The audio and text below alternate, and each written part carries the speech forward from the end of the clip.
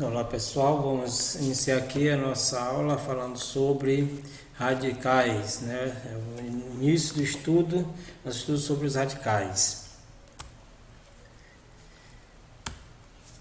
Radicais, raiz enésima de um número real. Considerando o número real A e o número natural n, com n maior que 1, a raiz enésima de um número real A é indicada pela seguinte expressão. Nós observamos aqui o seguinte, que nós temos a raiz de índice n de A, onde n é o índice e A é o radicando. Eu quero dizer para vocês que a radiciação, né, ela é o inverso da potenciação, onde que o radicando aqui da radiciação, ele é o resultado da potência, né, o resultado da potenciação. Para examinar esse conceito de raiz enésima, vamos separar o estudo em dois casos, quando o índice for par e quando o índice for ímpar. Primeiro caso, o índice é par. Então, nós podemos dizer que quando o número real A é positivo, ou seja, A maior que zero, e N é um número natural par, diferente de zero, a expressão raiz de índice N de A é igual ao número real positivo B, tal que B elevado a N é igual a A. Então, como eu falei para vocês aqui, ó, que a radiciação, a radiciação é o inverso da potenciação. Veja só, viu? Que nós temos aqui, ó, raiz quadrada, ó, raiz de N de A é igual ao número B. Tá o que, ó, B elevado a N, ó, que o índice, né, ó, o expoente da potência é igual ao índice do radical, né? E A é igual ao radicando. Ó, continuando aqui, ó, quando o número real A é negativo, né, e N é um número natural par diferente de zero, a expressão raiz de índice N de A não é definida no conjunto dos números reais. Entendeu? Então, nós temos o primeiro caso, né, quando o índice é um número par. Aqui, quando o índice é par, diz se a raiz é definida ou não dentro do conjunto dos números reais. Então, quando o índice é par e o radicando, né, for maior que zero, a raiz é definida. Mas quando o índice é par e o radicando for menor que zero, ou seja, um número negativo, a raiz não é definida. Ó, raiz quadrada de 49 é igual a 7, pois 7 elevado ao quadrado é igual a 49.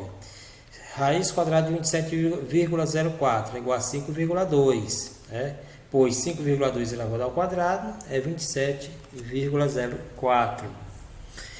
Raiz sexta de 729 é igual a 3, pois 3 elevado à sexta potência é igual a 729. Raiz oitava de 256 é igual a 2, por 2 elevado à oitava potência é igual a 256. Então, observe aqui o seguinte. Observe que todos os índices dessas raízes aqui são números pares e os radicandos são números maior que zero, ou seja, são positivos. Olha, os radicandos são positivos. Então, nesse caso aqui, a raiz se define no conjunto dos números reais. O segundo caso,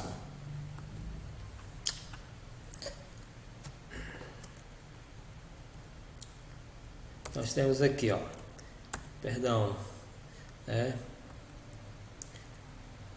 já vimos que não se define a raiz quadrada de um número real negativo, pois ao levarmos um número real ao quadrado não obteremos um número real negativo.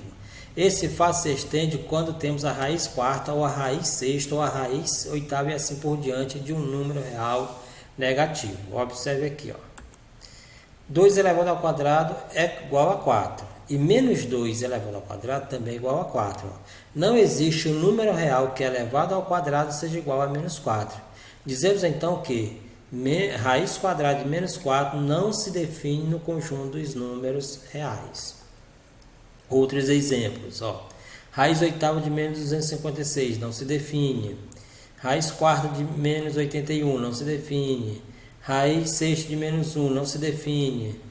Entendeu? Por que não se define? É porque nós temos aqui, ó, expoente par e radicando menor que zero, ou seja, negativo.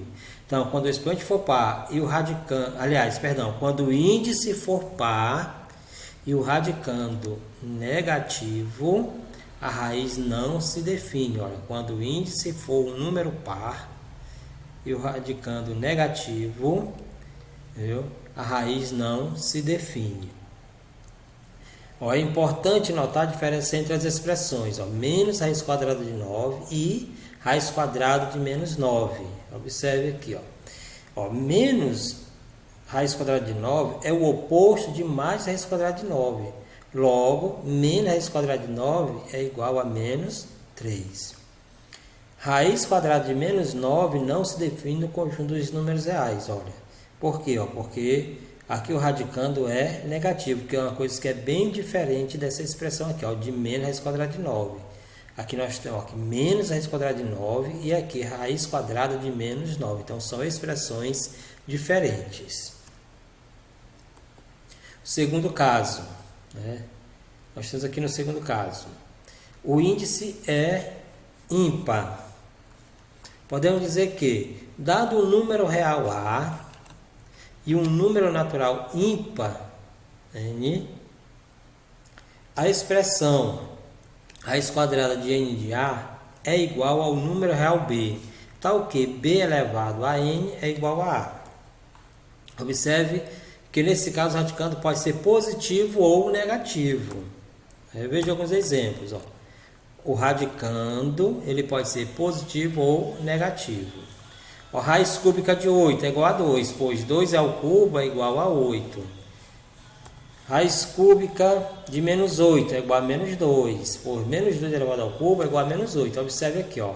Menos 2 vezes menos 2 dá mais 4, mais 4 vezes menos 2 é igual a menos 8.